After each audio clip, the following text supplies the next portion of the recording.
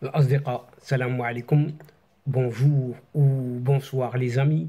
J'espère que vous allez bien partout où vous vous trouvez. En tout cas, c'est ce que je vous souhaite. Et pour le meilleur de toutes les situations, bien sûr. Bienvenue sur votre chaîne Bled Magharibia qui attend comme toujours vos encouragements qui nous font beaucoup de bien et dont nous avons bien besoin. Merci pour vos gentils commentaires, vos précieux conseils, ainsi que pour vos compliments. Mais abonnez-vous pour rester tout simplement très informé des dernières nouvelles, ça va de soi. الأصدقاء نتمنى تكونوا بخير وعلى خير أينما كنتم. أهلا وسهلا بكم ومرحبا بكم في قناتكم. Cette séquence vidéo vous revient juste pour relater ces fameuses relations entre la France et son Algérie, et vice-versa, qu'a subi cette Algérie, cette dernière donc, après les déconvenus ou les convenus, comme on veut, de ces BRICS, et surtout la toute dernière, ce qui s'est passé à l'ONU. En effet, ce régime algérien de ces caducs, autres déchus qui habitent Alger, n'était pas encore remis du coup de semonce de leur carton rouge, des BRICS, qu'ils essuyaient un autre revers à l'international. Ce coup-ci, c'est à l'ONU, à New York. Le mal nommé et malheureux, ingénu et surtout raté président algérien, ce qui était prévu, s'est même enfoui en cachette à l'insu de son plein gré de ce qu'on appelle The Big Apple et des gratte-ciel de Manhattan, sa queue de chien entre les pattes, comme diraient certains. Et pardon pour avoir osé prononcer ici entre nous ce terme imprononçable lorsque on est en bonne compagnie, pour ne pas dire en bonne famille.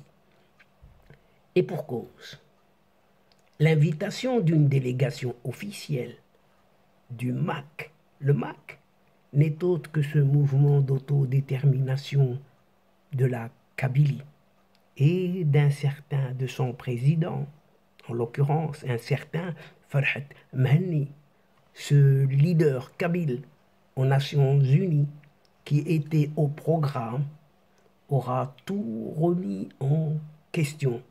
Ça a tout chamboulé. Aussi, peut-on aisément s'imaginer le désarroi de ce régime de ces vieux capots d'Alger. C'est vraiment la fameuse goutte de trop et qui déborde ce vase algérien. D'autre part, ils se sont sentis quelque part trahis par leurs alliés traditionnels que sont les Russes et les Chinois, figures de proue de l'organisation de ces BRICS, lesquels avaient longtemps fait miroiter aux dirigeants algériens que le temps était venu pour eux de jouer dans la cour des grands, comme on dit. Et de l'autre part, voilà que ces déliquescents, Muppets, chaud, made in Algéria, humiliés de tous côtés. Cette fois, le tour est venu à l'ONU. Et comment? Et les choses ne semblent pas s'arranger du tout pour ces deux débiles à la tête du pouvoir de cette Algérie. Pardon, encore pardon, ces ramollis en couche du coin et qui sont mauvais, ça va de soi. Pourtant, ce n'est pas faute d'avoir essayé à obtenir des soutiens ici et là, surtout à New York. Le régime de ces crapauds d'Alger, la tête pleine de rêves, aura tout de même tenté la chose, mais c'était aussi maladroitement que le canard boiteux de la chanson providentiellement noyée à marée basse. Quelle déception pour ce pauvre effacé président qui se voyait déjà en tête de l'affiche, grandement accueilli par un certain Joe Biden et prononçant en surcroît un discours historique à l'ONU. Mais nenni, rien de tout cela.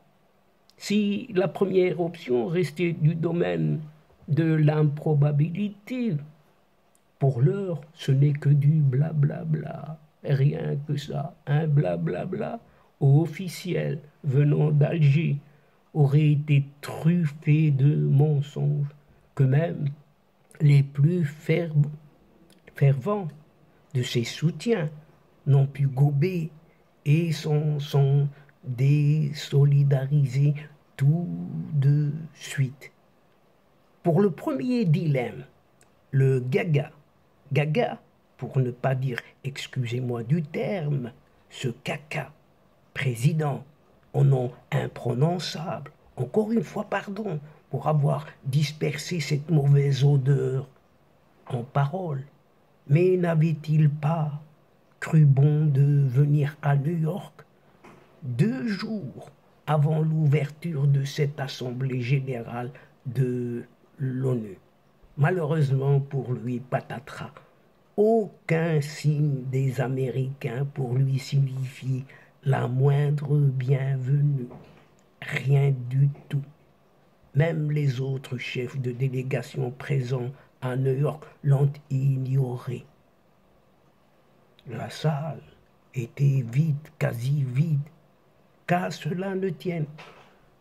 Ce pseudo-président algérien a en vain attendu, encore attendu, une invitation venant de ce président américain, Joe Biden, ne serait-ce que pour la réception au Metropolitan Museum of Art de New York, où Joe Biden avait invité les chefs de délégation, et ce en marge de la 78e Assemblée générale de l'ONU. Ignoré sur tous les tableaux, et aux grandes dames justement de ce soi-disant chef d'État algérien, qui n'a pas vu venir l'invitation au Metropolitan Museum of Art pour une raison simple, connue uniquement des organisateurs de la réception. Dur, mais vraiment très dur à digérer cette pire humiliation que celle d'être exclu d'une cérémonie à laquelle tous ses homologues sont conviés, sauf lui, bien évidemment. Le régime de ces séniles d'Alger belliqueux et qui multiplie les querelles et les provocations tout en faisant preuve d'une certaine arrogance toute déplacée, s'en souviendra longuement, très longuement. Du coup, la question qui taraude les Algériens et autres Algériens, et à qui s'adresse cette exclusion manu militari, à l'homme lui-même, ou le régime qu'il représente. Mais comment peut-on inviter quelqu'un qui peu de temps auparavant avait sollicité le président de la Confédération suisse, Alain Berset, afin qu'il prenne des mesures pour clore le dossier de ce vieux crapaud à la retraite, un certain Khaled Nazar, vous l'aurez reconnu tout de suite. Et ce Khaled Nazar est jugé en Suisse pour crime contre l'humanité et crimes de guerre. Excusez du peu, tout simplement. Le misérable, raté président algérien ignorait sans doute, tout comme ses conseillers et ceux qui lui ont confié cette mission, au demeurant, que la séparation des pouvoirs est bien établie en Suisse, non seulement en Suisse, mais aussi dans toutes les démocraties du monde. Les juges sont élus et ne sont soumis à aucune influence politique. Tout cela nous ramène, bien sûr, à cette chère et douce France, puisque le dernier recours d'Alger est cette balle dans le camp de Paris. Et on ne joue que sur cette balle-là. Qu'on se le dise, l'enthousiasme entre les deux pays, Algérie, France, n'y est pas vraiment au vu de la conjoncture toute récente. L'inceste est là, c'est commis, c'est fini. Normal, quand on a un arrogant Emmanuel Macron d'un côté et un mal nommé d'un autre côté, les violents ne s'accordent pas si facilement. Cela dit, les relations sont fortement envenimées par les temps qui courent, car ce raté président algérien, pourtant, laisse la porte entr'ouverte à un éventuel renouement entre les deux pays et espère bien se rendre en France avant le mois de novembre prochain. Et cette visite avait été repoussée, soi-disant, à cause principalement de postures internes aux deux pays et pour des questions d'agenda. Allons voir, peut-être vrai, peut-être faux, mais en réalité, c'est le blues du Sahel qui a interpellé colonisateurs et colonisés, pour ne pas dire cette même mise de ce paternalisme éternel français. Pour Alger, no way. L'équation est simple.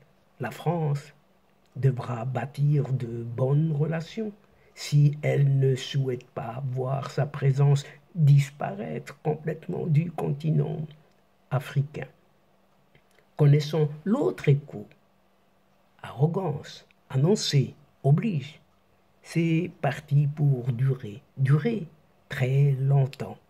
Mais qu'y faire quand les événements qui secouent actuellement la sous-région du Sahel forcent les deux parties, France, Algérie, à devoir y intervenir, chacun selon son propre plan, avec toutefois des risques de télescopage et de dérapage de part et d'autre. Bien des raisons pour Alger de se démener.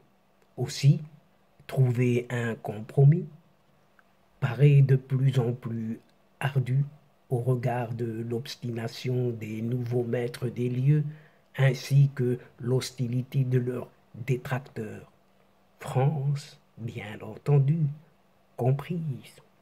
De leur côté, les Français, voulant clore l'affaire, histoire de ne plus subir d'autres échecs sahéliens, par exemple, se démêlant comme ils peuvent, agitant pour leur seul accoudoir l'épouvantail d'une intervention militaire directe ou par l'intermédiaire de leurs obligés, les alliés ouest-africains de la CEDEAO.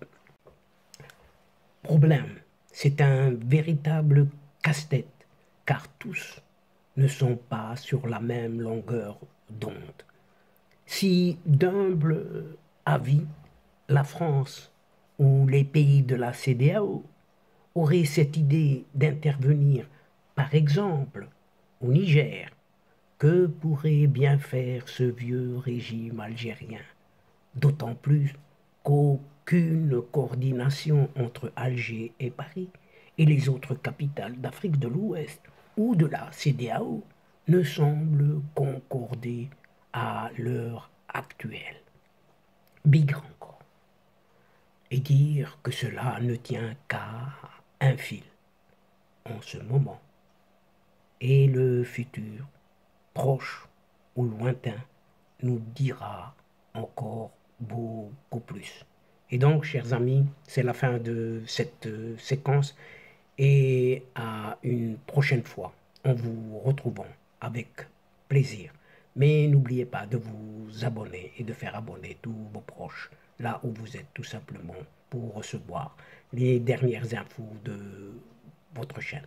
En vous remerciant pour votre suivi et votre fidélité. Mais n'oubliez pas de partager partout où vous êtes. La chaîne a besoin de vous.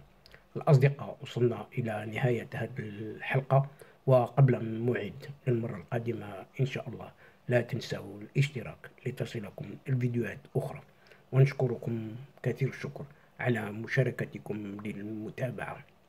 L'instant est juste arrivé pour vous dire au revoir les amis et à la prochaine fois Inch'Allah.